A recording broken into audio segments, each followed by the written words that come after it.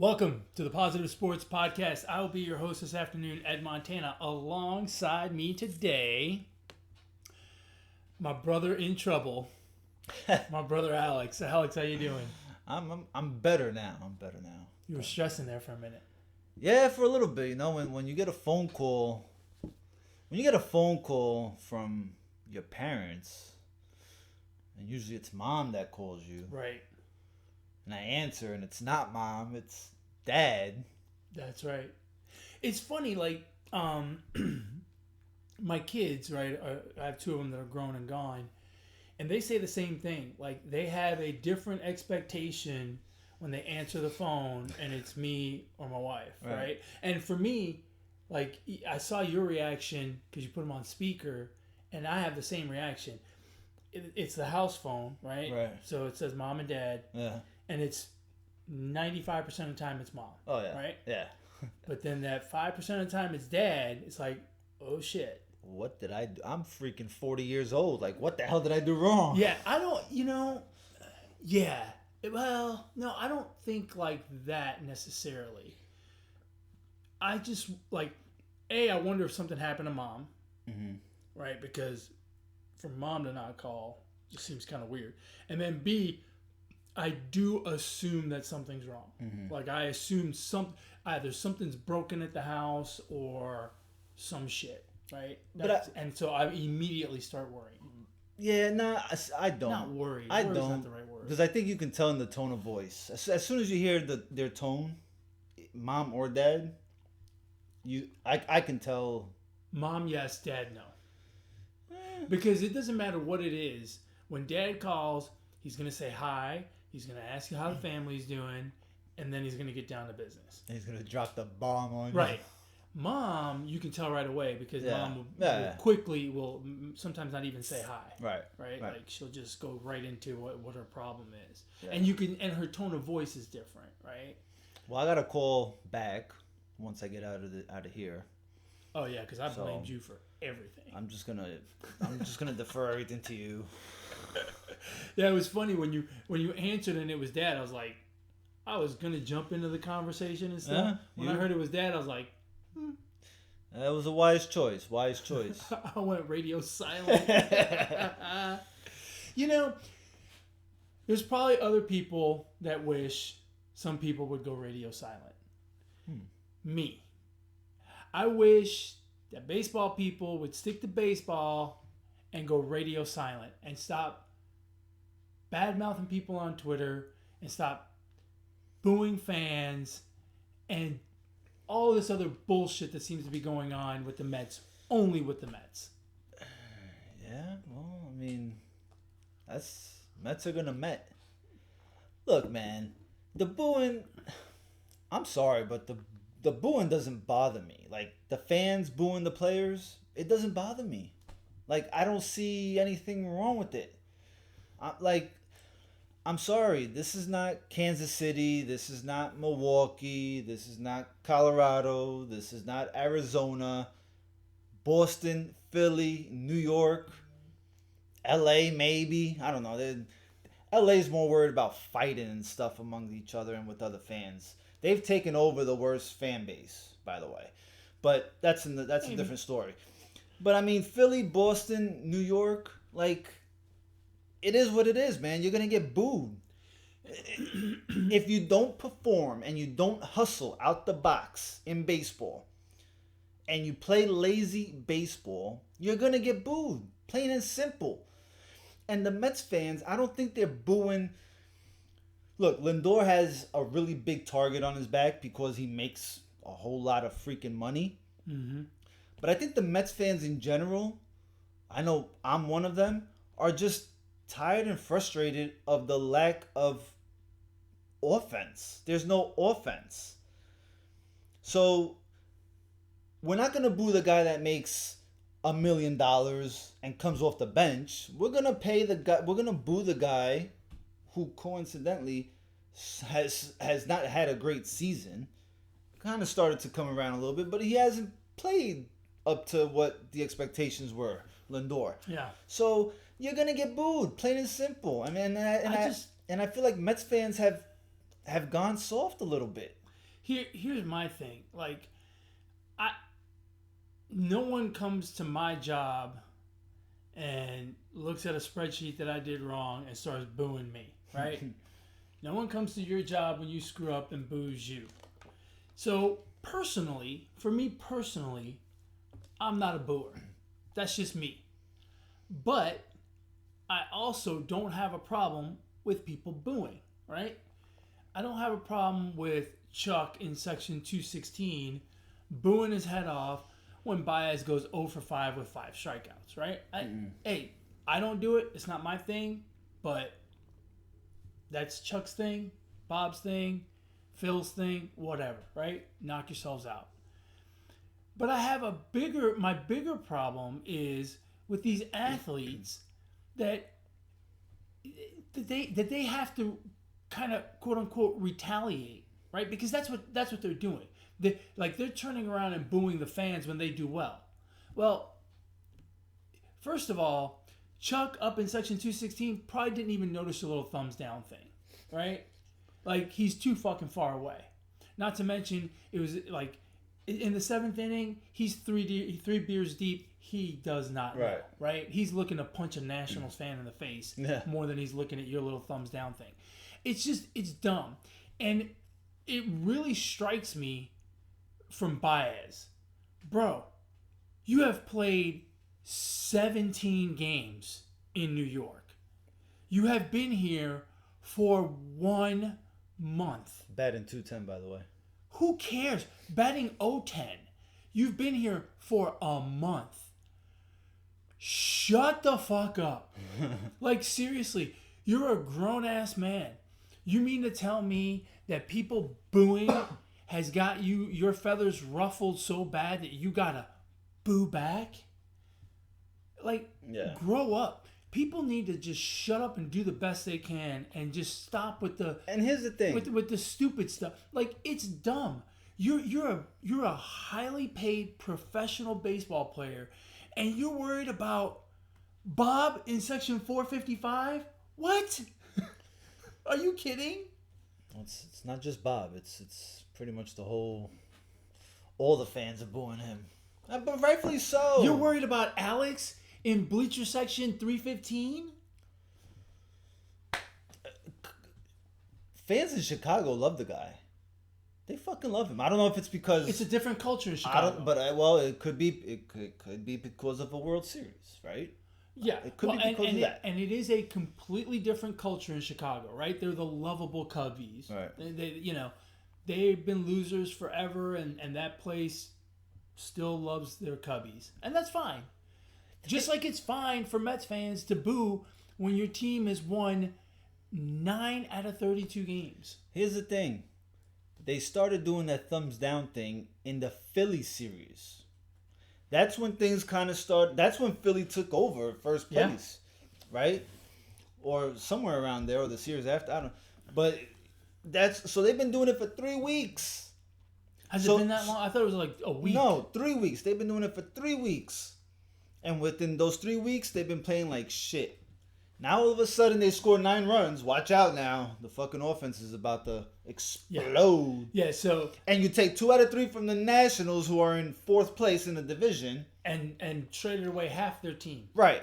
And you want to do the thumbs down thing, and you want to come out and explain what it means, and what... Like, really? That's...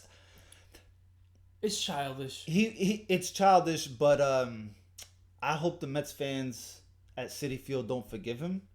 And it's really put up a shut up time now for Baez and pretty much the whole team, who's, Pilar and Lindor. Because any slip up that they have, don't go 0 for 4 with 3 strikeouts. You're gonna get booed. Well, they're gonna all they're doing is inciting the fans, because now it doesn't matter. Pete Alonso, it's not gonna matter. Nah, Pete Alonso gets a pass. No. Yeah, he gets a pass. No, they're all gonna get booed. You know why he gets a pass? He won the home run derby. Yeah. Nah, he's. You represent him and Nimmo absolutely get a pass. In my book, they do, and I think most Met fans say the same thing. I disagree with you. I think they're gonna boo every chance they get now, because now it's and us versus them type of thing. But look, Baez doesn't give a fuck. He's going to be a free agent. He can take his talents to South Beach or some shit. Whoever offers him a ton of money, and he can, he's going to move on with his life. Lindor, on the other hand, you just signed that big deal. He better come out and say sorry or something. Yeah, seriously. But and we got into this back and forth a couple of weeks ago, you and I, about Steve Cohen, right? And this is to me, this is part of the reason why Steve Cohen shouldn't do what he did. Because antagonizing your own people during, and publicly antagonizing your own people during the season, out in public, I guess that's what publicly antagonizing means. It's just a bad way to go. It's a bad look for the organization. It's a bad look for him. I understand he doesn't care. I understand he's trying to get something going, but it doesn't work. It doesn't work. More often than not, this is the result, right? Things start to go from bad to worse, except for yesterday when they scored 9 runs. It's silly. It's dumb. And it lacks professionalism, and I'll make the same point I made back then. I just don't see what it accomplishes, and I think more often than not, it's a negative as opposed to a positive, and we're seeing it now. Yeah. Yeah, I see a lot of tweets out there about, would you want people or fans to come to your job?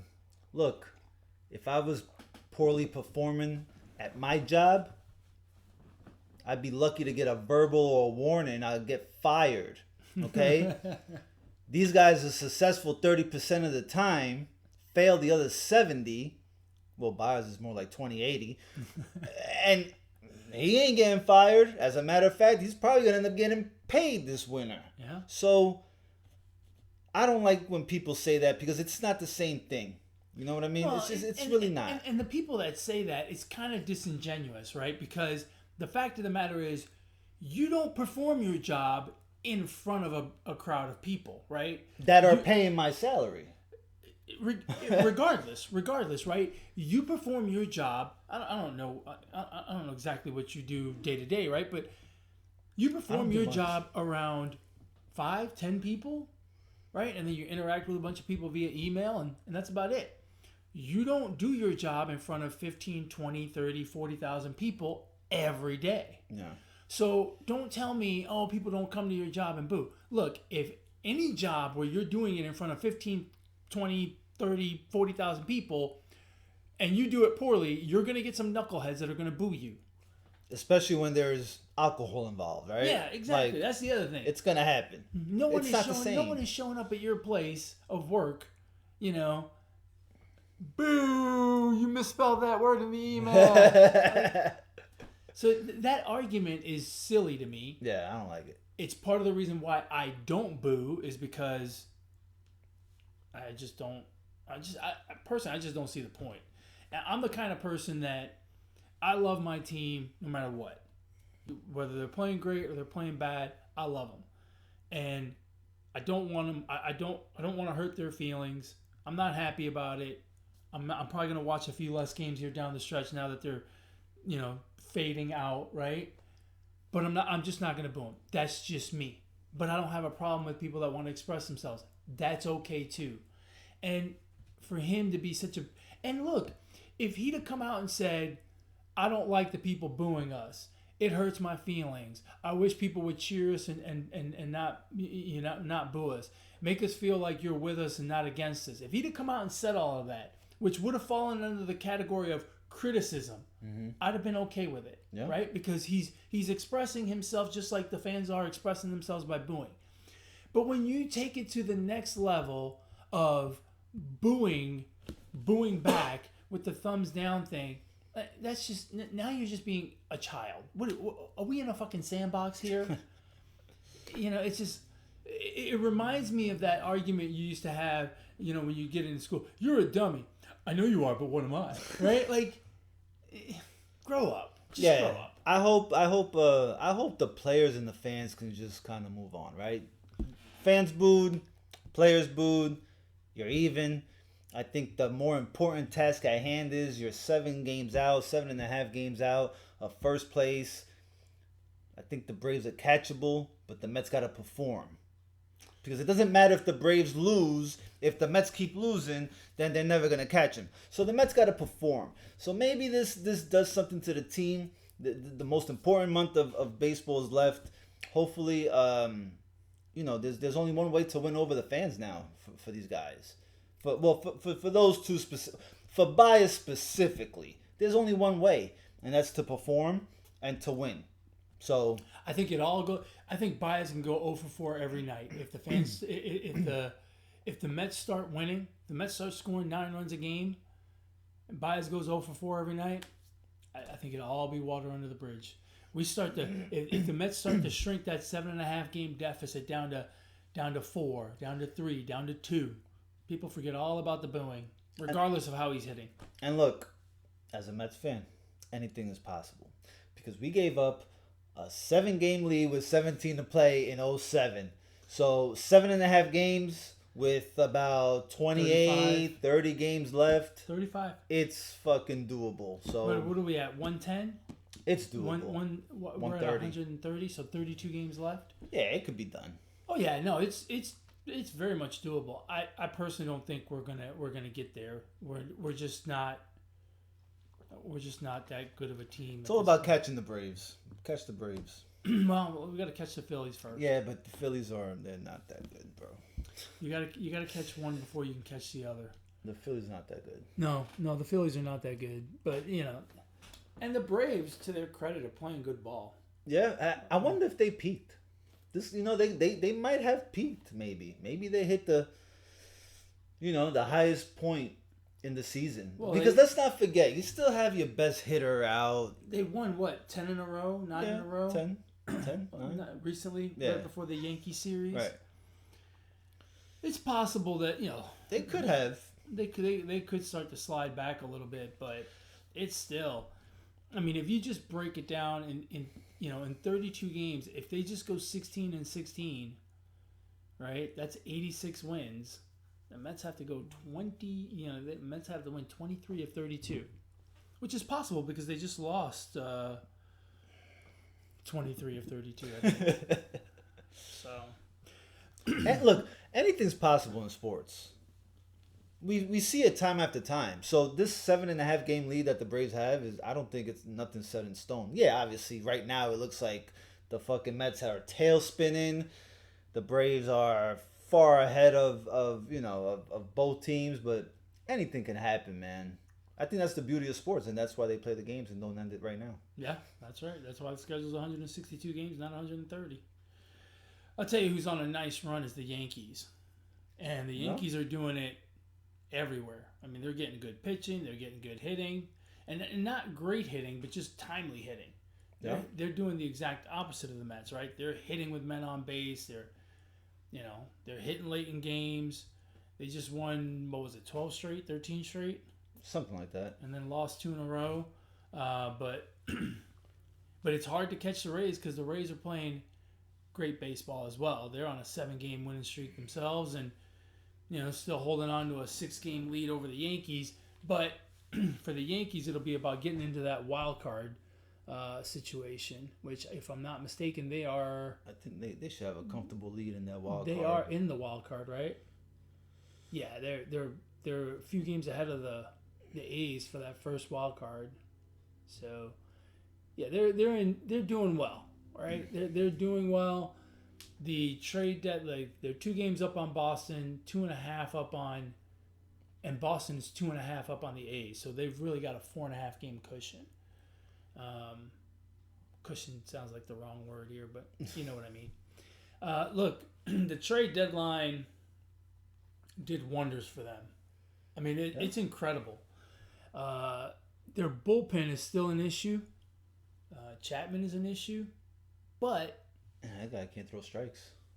Still. And when he throws them, they hit him. Yeah. Far. Very, very far. That's not good. They're struggling a little bit there, but if you can score enough runs, Yeah, I mean, shit. I mean, There's a lot of baseball left, but I don't see the A's catching the Red Sox. The Red Sox definitely hit a tipping point, right? Their peak. Yeah, they're struggling. They're starting to come around a little bit, though. Yeah, well, they better hurry up. And the Orioles are not that far out. They're only 41.5 out in the division. You know, if they can string a few wins together, you know, they're 33.5 out in the wild card with 33 to play. They're still not eliminated. I think one more loss. But, I mean, look, if they rip off 33 in a row, yeah, they could have anything is possible. Anything, yeah. Safe to say they'll be in the basement. 40 wins. Yeah. Damn. That's rough. Well, yeah, they're on pace to win 50 games. Negative, 231 run differential? Yeah. Well, when you're 59 games under 500, that's not that much. Holy shit. That's only 4 runs a game. And still, that's a lot. Jesus, it's got to be hard to be a baseball fan in Baltimore. Because it's not like they're bad this season. They've been bad for several seasons. Yeah. Right? This is not a one-time thing. Like, how do you get pumped to go to an Orioles game in Camden Yards? Which happens to be, from what I hear, one of the most beautiful stadiums. Depends. If it's a day game during the week, then you get pumped by saying, I'm getting out of work. Yeah. I'm going to go boo someone before they come boo me. Right. And Baltimore, provides that. Yeah. Now, how come, is anyone booing at Orioles games, do you think? Or at this point, do you think they're like, no, because can you name a player on the Orioles? Yeah, the guy from the home run derby that... Chris Davis? No, that guy... he retired, He retired. Yeah. Yeah, he was probably the object of a lot of boos. No, but the... who's the guy from... Cedric Mullins? Was he in the... Who's the guy from the home That run kid is derby? pretty good. I don't know. I don't know who it was. See, that's what I'm saying. Nobody knows. Yeah, but nobody you can knows boo any, anyway. Nobody knows any of the players. The boo, fans don't even know who they're booing. But you can boo somebody. Yeah, but I mean, nobody of significance is on the Orioles. These looking at these standings, these races look kind of blah. Yeah, I mean the Central is all wrapped up. Anything is possible, but yeah, I think it's all wrapped up. Yeah. I mean, you got the White Sox up 10 games. On the fucking Tigers have a better record than. Oh no, they don't. Okay, never mind. Better record than who? The Mets. Almost. I think they did before yesterday. Well, before we won the last 2. Yeah, because we won 2 and the Tigers have lost 3. Yeah. So okay, that explains it. Yeah, the White Sox, safe to say they're going to win that division. Yeah, and you got the Astros who are still playing good ball, going to win the West. They're up 5.5 on the A's, and then Yankees, Red Sox, and A's really fighting it out for the wild card. But to be fair, the Yankees maybe, but the A's, I mean, the Red Sox, neither one of those teams provides me any entertainment to go up against the Rays or the White Sox or the Astros. Like Boston can beat the Yankees. I mean, they beat them for most of this. I think they pretty much swept them early in the year, but they got swept back here recently. Yeah. And plus, those two teams, they play got a each other. rivalry situation there. They play each other tough all the time. But yeah, the well, that would be a one. That would be a 1-game series. 1-gamer, yeah. Oh, okay. Yeah. And then you would have the A's playing the A's. Well, no, the A's would not make it, right? No, the A's would not. So you have the 2 wild card teams play each other, and then the winner of that would play the White Sox. The Rays. Rays, right? Because the Rays. Yeah, I mean anything can happen between the Yankees and the Red Sox, but then to have to face the Rays is not easy. I'll tell you what, the White Sox and Astros would be a hell of a series. Yeah, that could be a good series. That'd be a lot of AJ. fun. Oh no, he went to the Tigers. I was gonna say AJ Hinch managing, but he manages the Tigers. It's Tony La Russa and Dusty Baker. The winner. Wow. The winner of that series will be the manager that the lives. most analytical fucking managers we have. I mean, seriously, that will be The winner of that series will be whoever manager does not die. Yeah. I mean, those guys. How old are those guys? Old, man. They're probably combined 170 years old. Tony La Russa is only 76. What'd I say, 170? Easily 150, right? Yeah. And Dusty Baker's got to be... He's 76. He's about to turn 77, and Dusty Baker just turned 72. So almost 150. 149. It'll be 149 by the time they face off in the playoffs. Damn. That's a lot of years. Good for them. The National League... The National League is a little more interesting, only because, I don't completely trust the Braves. Sounds like you don't either. No. Right? Although, at this point, I don't really trust the Phillies and the Mets either, so it's kind of tough. Right. Milwaukee's got a good-sized lead on Cincinnati, 8.5 games. The Giants and the Dodgers are getting closer. It's now down to 2.5.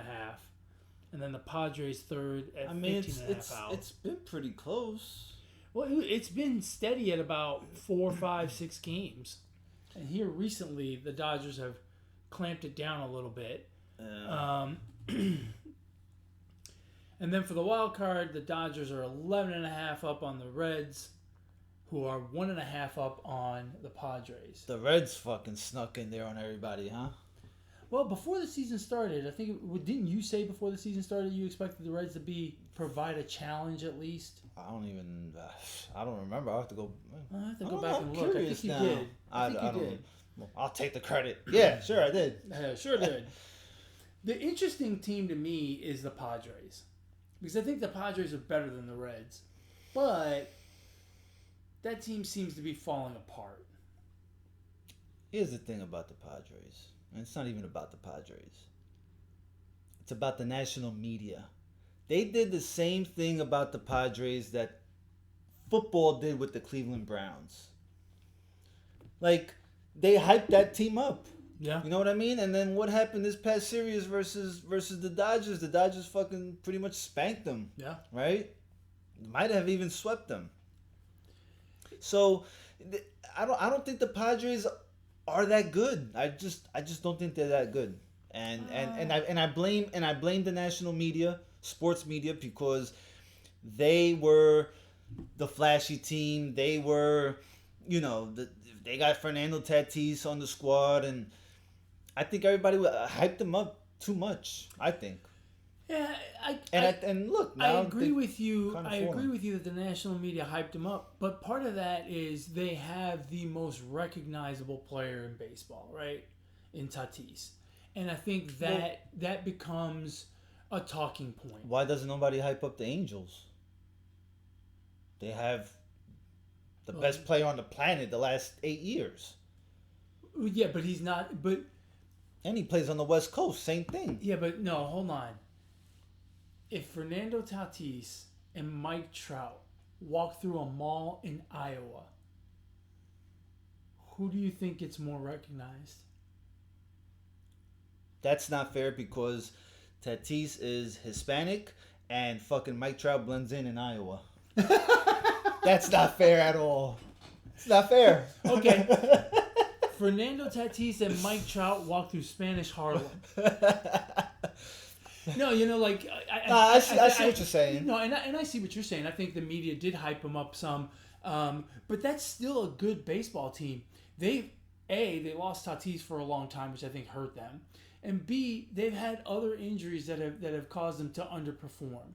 And the other thing is, the national media hyped them up under the impression that the Giants were going to be as bad as the Rockies and the Diamondbacks.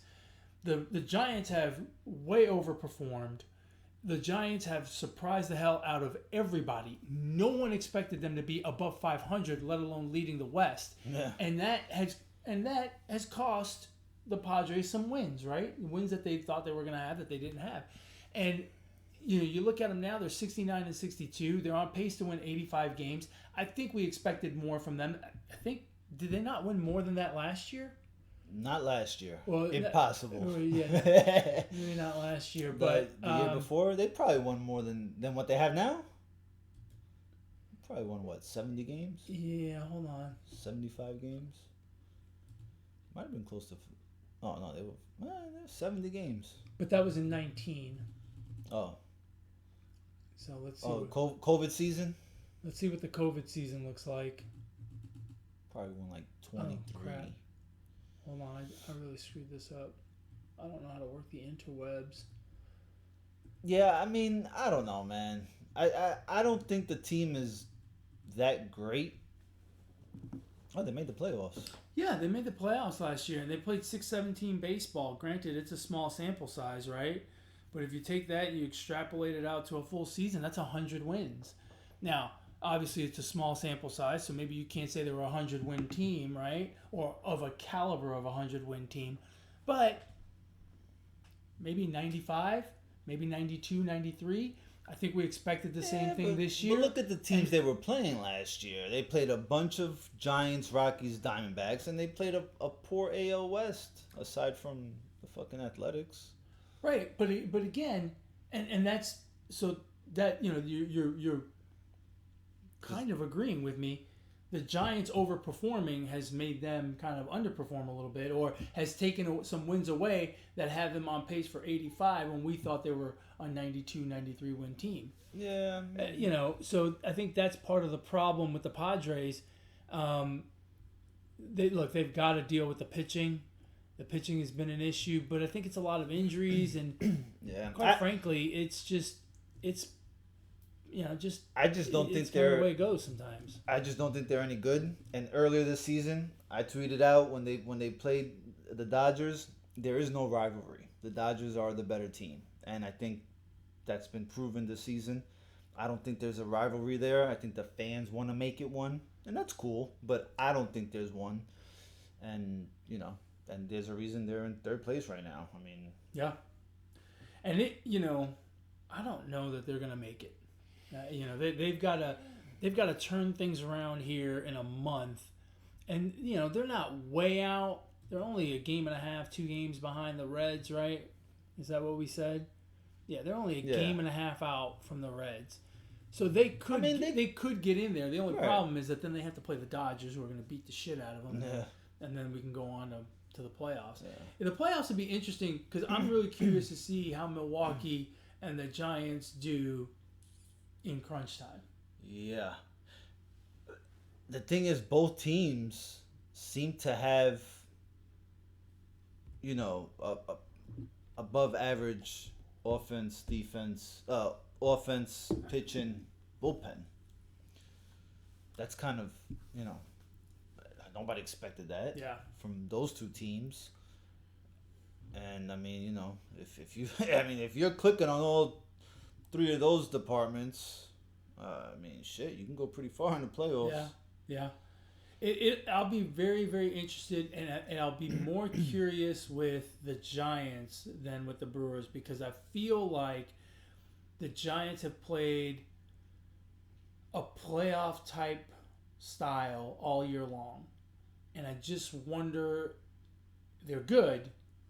I just wonder if that's sustainable for an entire season, or what happens when everyone else goes into playoff mode, and you've been doing it all year. Yeah. Does the familiarity of it make you knock those teams off, or does them stepping it up kind of put the pressure on you, and now you kind of fold? I'm curious as to what will happen with the Giants. I hate to say that because it sounds like I'm not a believer in them and what they've done, and I guess maybe I'm not, but it's going to be interesting to see how that shakes out.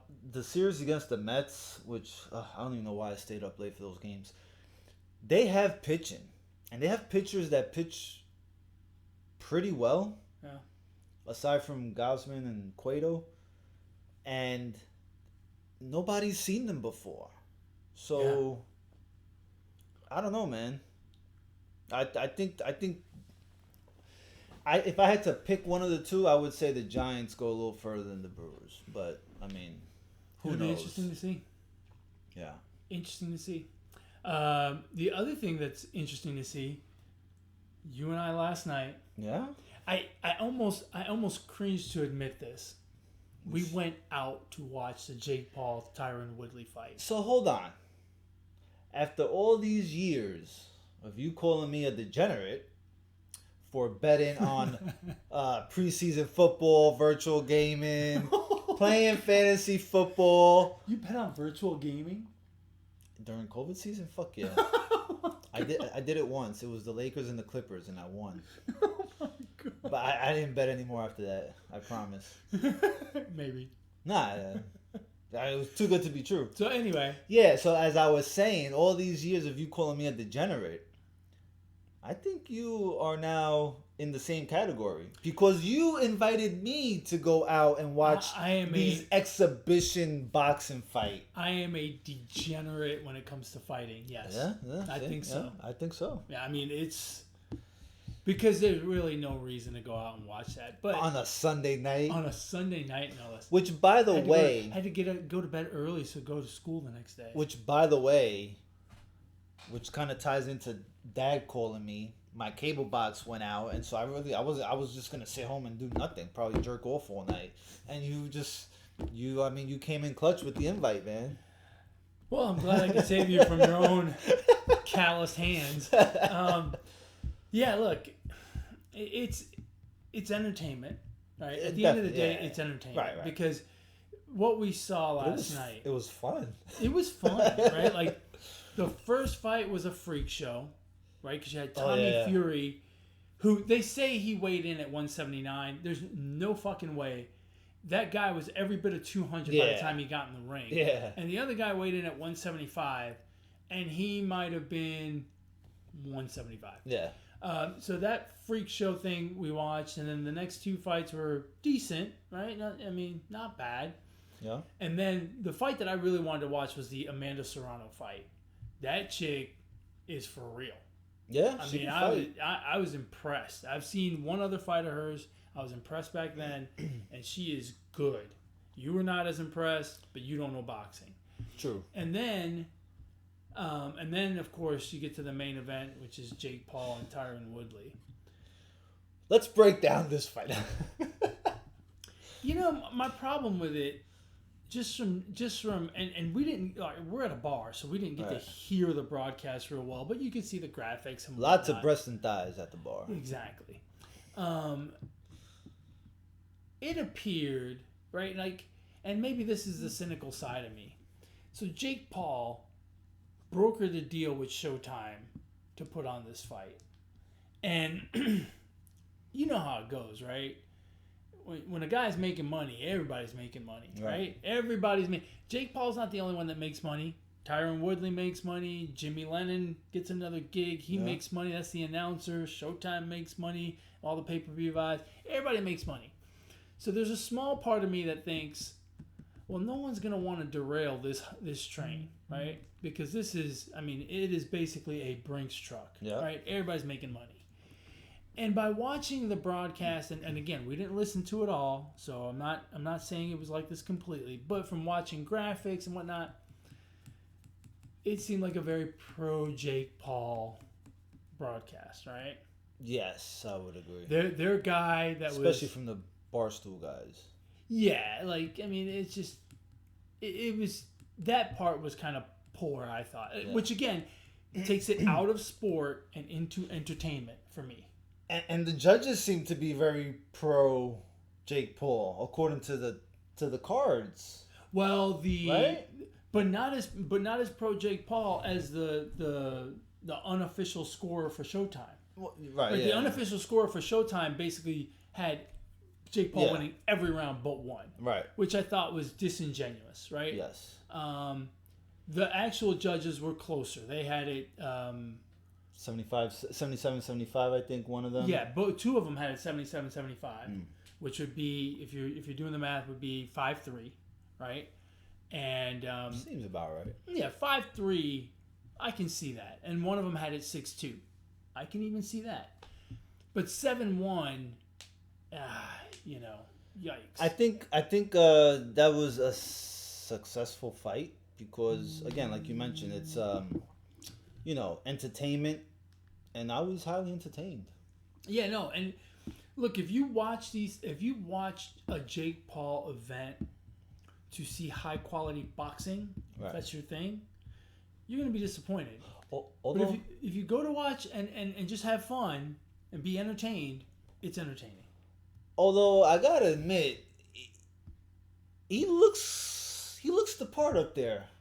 Now, he's got 4 fights already, so I mean, I'm pretty sure he if you go back and look at his first fight and his 4th fight, you probably see a difference. He didn't look terrible. I mean, he's a pretty big guy. I didn't realize how big he was, or either Woodley was. First of all, he's fighting a smaller person. Yeah. Right. He is he's naturally 190. Mm-hmm. Right. So he probably cuts down to 190. By the time he gets into the ring, probably 200. Tyron Woodley fought his entire career at 170. So he's just a smaller man. Right. I mean, not a huge discrepancy, but he's a smaller man. That's all there is to it. And you could tell that he was, I'm not going to say afraid, but he was much more concerned than he's ever been before. Because after that 4th round, he was gassed. And that's Jake Paul. Yeah. He was gassed. Yeah. And that's the sign of a guy who is struggling to handle the pressure of his competition. Not the pressure of the event. Right. Because he's been in front of a camera all his life. That whole, all the fanfare and stuff, that doesn't bother him. He's at home in that. Right. But you could tell that the pressure of this guy who can fight was a bit much for him. And I wonder, I don't know who they're going to put him with next, but they're going to have to be very careful.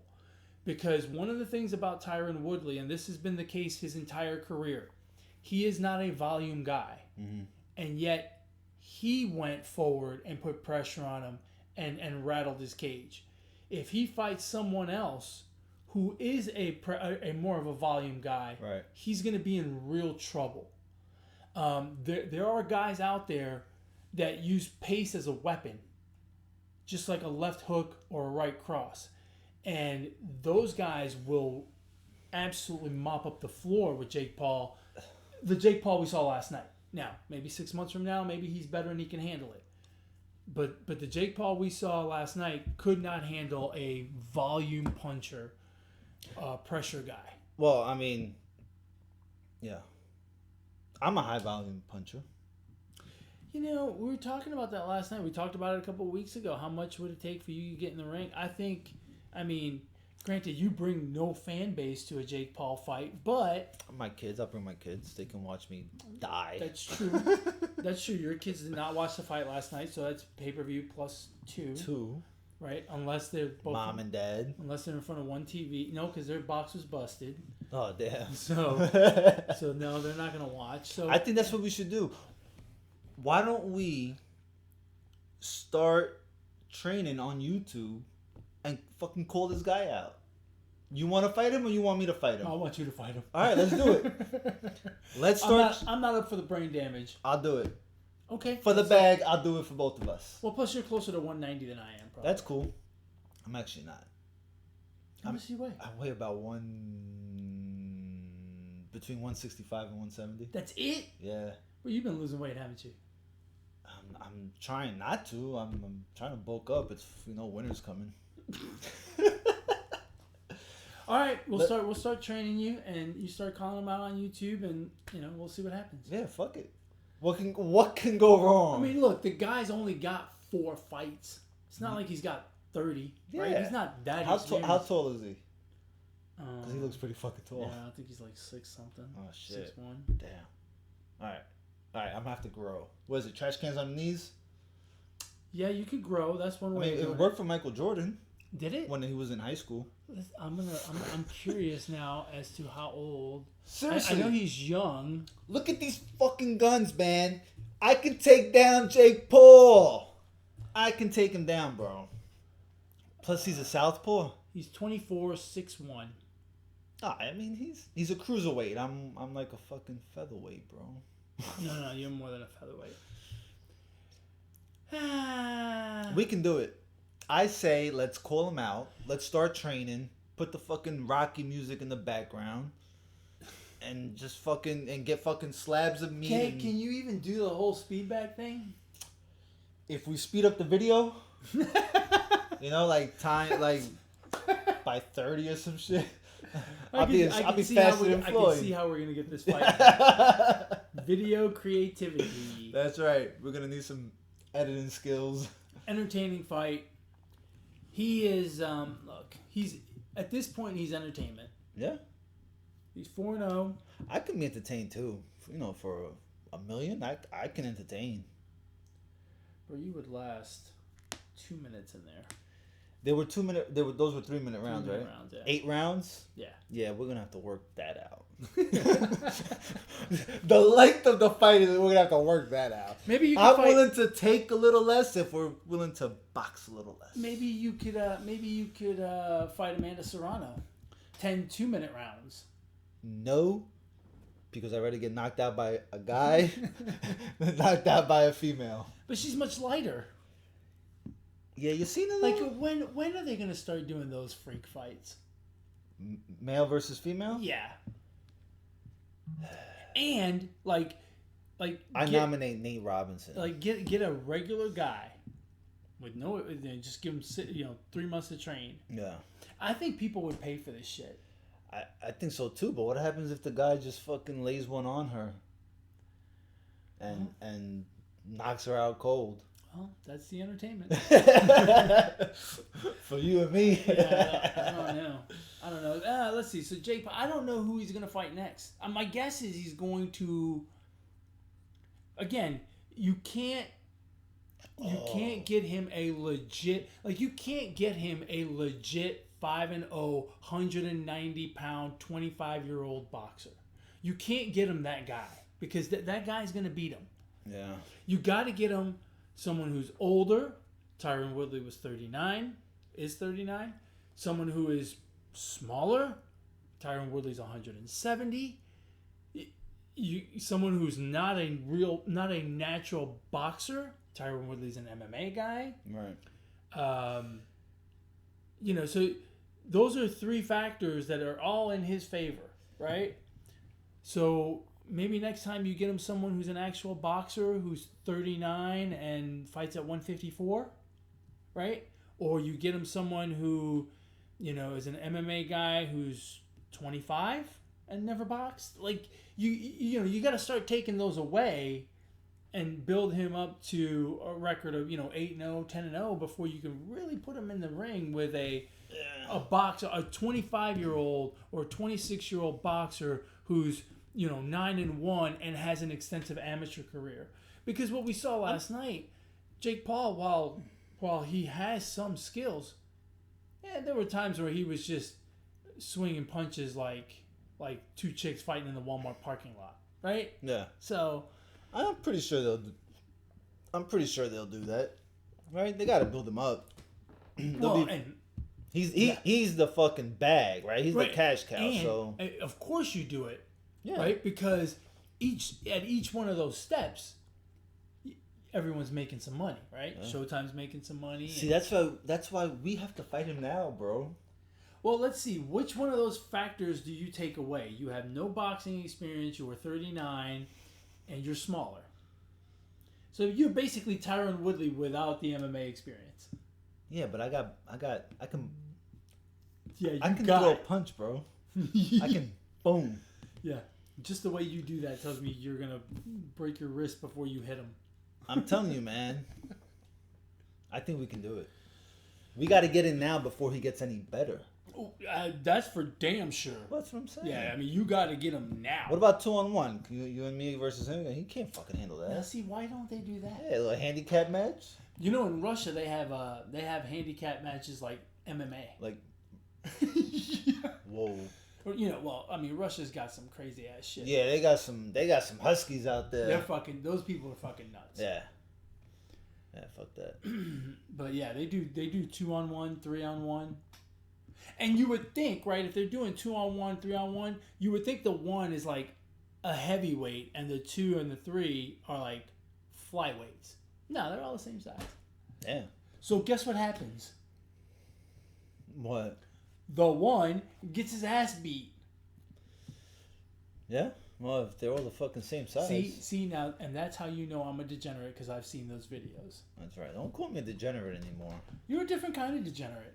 After going out for an exhibition fight, we actually had beer and food, and who does that? I'm not a degenerate. On a Sunday. I like to be entertained. Okay, well, I like to be entertained too. I bet on virtual sports. Bet.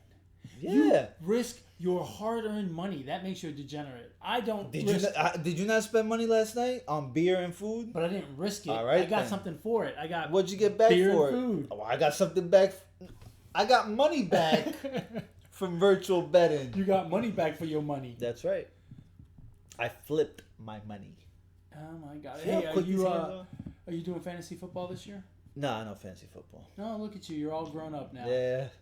No more fantasy football. Nah, I'm not a degenerate no more. Nah, I can't keep up, man. It's devotion. I'm not getting into a fucking free league for one. If I'm playing, I'm playing for money. If I gamble on virtual esports, Yeah. you sure as fuck better believe I'm not doing fantasy football for free. Hell no. I put the house up, man. Fuck. Nah. Yeah, I mean, look, that makes sense to me. Yeah, you know. Nah, I can't keep up, man. I can't keep up. Plus, the season's longer now, so now it's 18 weeks or 17 weeks, so I can't do it. Can't do it, bro. I know you're all into it because you've been fucking sending me all these your fantasy sleepers. If you guys want quarterback, wide receiver, running back fantasy sleepers for this season, hit up Ed on Twitter at emontana21. I won't give you sleepers, but I will give you who to stay away from. Because I watch way too much ESPN, and the amount of conversation around some guys, I'm like, y'all are fucking nuts. Yeah. Right? So I'm not going to divulge it here. If you want the toxicity list, right? That's another one of my philosophies. Philosopher at work. If you want a toxic player list for your fantasy team for 2021, hit me up on Twitter at emontana21. I'll give you a list from, I think I can do just about every position. I can certainly do quarterbacks and running backs, and I think I can do receivers. You don't do defense. I don't know. Well, that I don't do, period. Because fantasy doesn't do individual defense players. No, well, they do teams. I know how much of See, he does fantasy football. He acts like he does it. Don't be stupid. Of course they don't. I don't go balls deep in the whole, tight ends and shit like kickers. I don't do that. But quarterbacks, running backs, and receivers. All right. If you want to know who not to draft, if you want to know when to start laughing when your buddy drafts X guy, hit me up on Twitter at emontana21. I will let you know. I've got 2 quarterbacks for sure that I think are way overrated, and I've got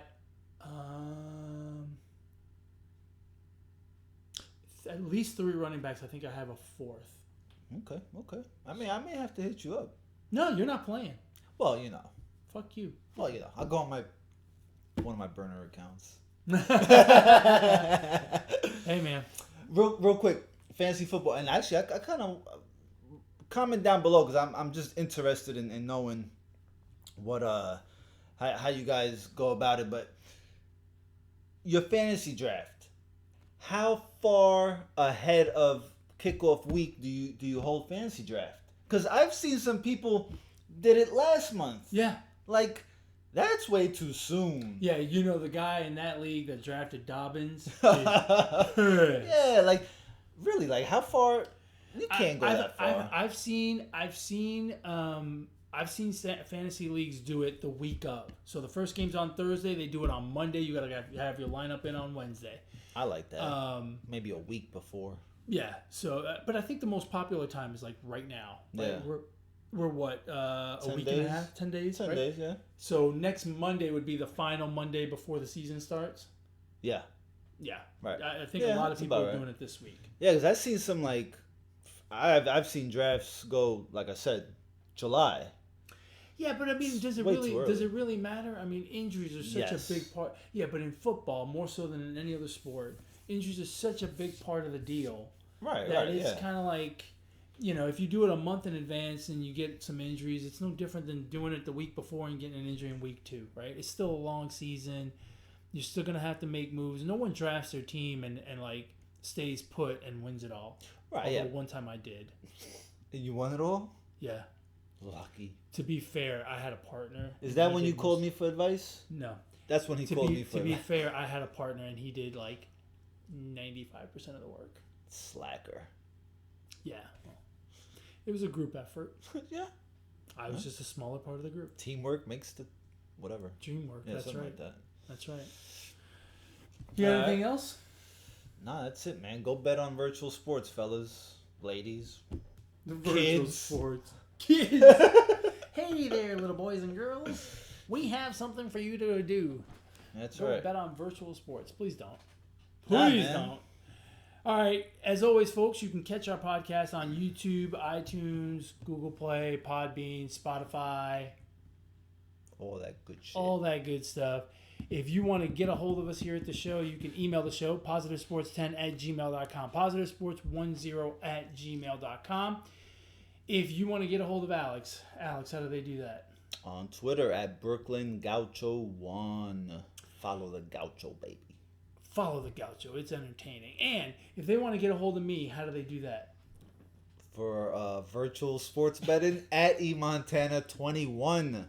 Hit him up for his exclusive how do you say it? Yeah. Toxic player list. Toxic player list. I'm gonna hit you up, bro. You're not gonna know it's me. I don't care. I'll give it to you. I'll give it to you. I will let you know. Not a problem. You just go ahead and hit me up, and I will tell you. Just don't tell them because they might get mad. Nah, I'm not gonna tell them. They gotta find out for themselves. So make sure you hit them up. Imagine some. No. I'm talking about the players. Oh. All of a sudden, I'm getting, all of a sudden Cam Newton is sliding into my DMs. Oh, Not that man. Cam Newton's on the list. Oh, you gave it a hint. Well, is anyone going to draft Cam Newton all that high? No, not that high. But somebody high enough will draft him. I don't think he's going to be. I don't think he's going to be anyone's number one. No, I don't think so. So that's not a toxic. I mean, do you think there's 12 better quarterbacks than him out there? Oh yeah. Maybe not, bro. Oh yeah. Well, again, so to me, that's not a toxic pick, right? He may not even be the starter on his team. That's what I'm saying. So I don't think. So he's not toxic because he's not going to be anyone's number one quarterback. No one's going to draft him in the first round. The guys I'm talking about are guys that are going to go in the first round. Oh. I got a guy who is projected to be a top 5 pick who I think is going to be a total and complete bust this year. Wow. Okay, I'm really interested now. So hit him up at eMontana21 for the fantasy toxic player list. Hey, before we go, one shout out, which we don't do shout outs very often anymore because we're old. We just like to talk nice about people. I'm not old. Shout out to Juan, the chosen one, Adams. Actually, that's incorrect. Juan, the Kracken Adams. His Twitter handle is chosen1 285. Juan, the Kracken Adams won the Fury FC heavyweight championship last night. First round, I believe. First round or second round? TKO. Y'all know, if you do not know who Juan Adams is, check him out on episode 20 of our podcast. It's back a bit. It's right before he went into the UFC. He had a stint in the UFC, bowed out for a little bit, and now is making his way back by picking up the Fury FC heavyweight championship belt. One of the nicest guys you'll ever meet. And for a guy that big, that strong, and that violent, one of the nicest people you'll ever meet. Yeah. I mean, just a nice and smart. You think of these fighters and you think they're all meatheads. Very, very intelligent guy. Team Petty. And just a cool dude all the way around. So shout out to Juan, the Kraken Adams, on winning the Fury FC heavyweight championship belt. And his fight road actually is, the definition of positive sports, right? Made it to UFC, lost a couple times. He's slowly working his way back up, and just not giving up on what he wants to do in his dreams. So I think that's great. He's got a college degree, and he's often asked why he fights instead of working in his college in his field, right? And his comment is always the same. He goes, because I don't want to live my life bored to death. This is what I love to do. Yeah. And let me tell you, he started off on the regional scene, worked his way into the Contender Series, right, at the UFC, got a contract there, fought in the UFC, struggled some, went to these smaller promotions, struggled some even in the smaller promotions. But, moved out to Albuquerque to one of the best MMA gyms in the country and has been working his ass off, and he's working his way back. And, I don't know, but if I had to guess, I would say we're going to see him in the UFC again. And the guy's going to be a problem. He's going to be a problem. He's just too fucking big, too fucking strong. Yeah. The heavyweight limit's 265. He weighs in at 265. Right up to the limit. Anything else, my friend? That's it, man. Wrap this puppy up. Thank you very much for joining us on another wonderful episode of the Positive Sports Podcast. As always, folks, ignore the negativity. Be the positivity. Peace.